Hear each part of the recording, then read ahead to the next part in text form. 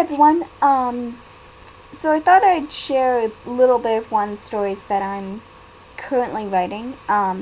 It's actually a incident with time travel. Miss Celeste, Noah, and Isaac.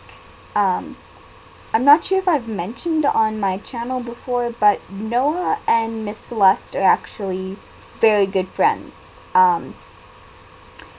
It's a bit difficult for Miss Celeste, seeing as she lives in a place that is outside of space and time, to necessarily see Noah a lot, but they do communicate via letters, internet, magical means, and when they can, in person. And Noah has actually known her from a very young age.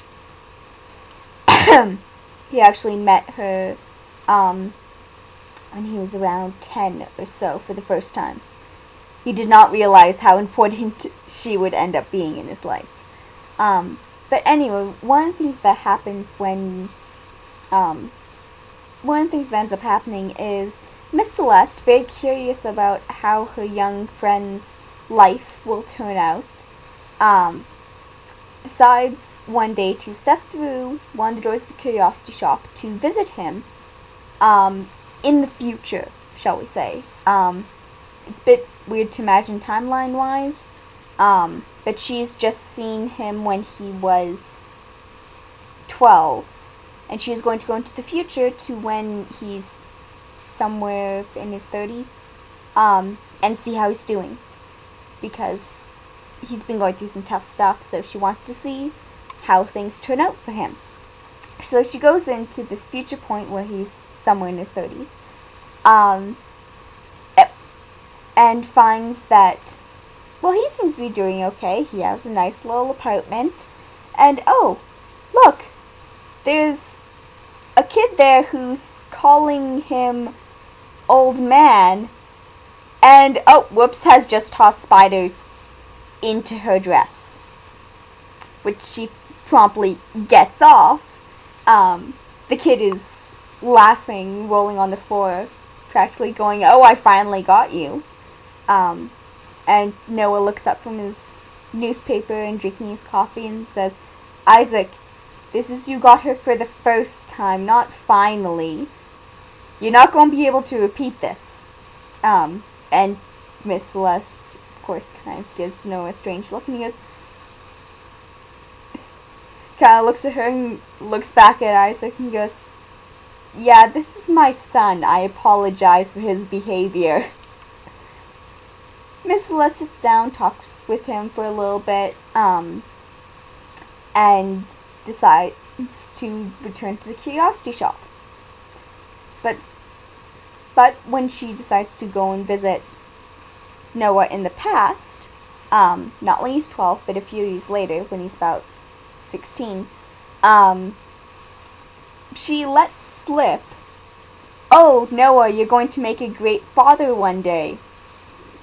Noah is, of course, completely confused because he's already decided at that point that he's not going to be in any relationships.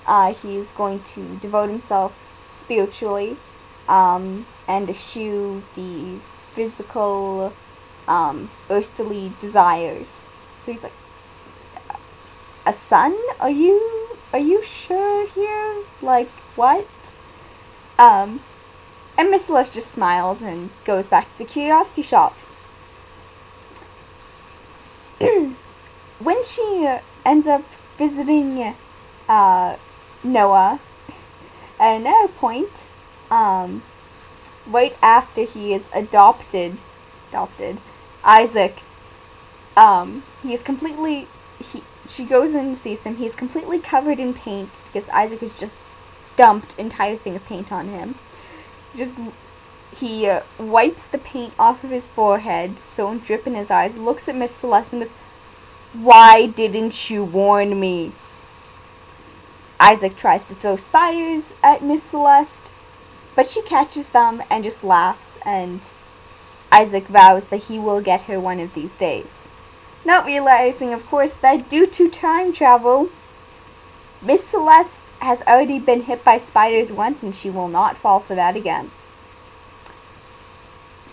Which Isaac ends up at one point actually setting her dress on fire since the spiders didn't work. I don't know how that boy's head works. I really don't know. But anyway, I thought that was kind of a silly story to share with you guys. Time travel is confusing. I really do not use it as a plot device very often, but when I do, it is, for whatever reason, always Miss Celeste who does it. I know, it's always her, every time. And of course, if the Slinky Neko Hoodoo head that I mentioned in the previous 2 videos does end up being the little spirit of specific chaos, it is actually these incidents that make Miss Celeste go like, okay, the only person who can handle this child in this situation is Noah, because if he can handle a being of pure chaos, or a human fused with a being of pure chaos, then he can handle a lost little spirit of horror related to stuffed animals. Okay, bye everyone.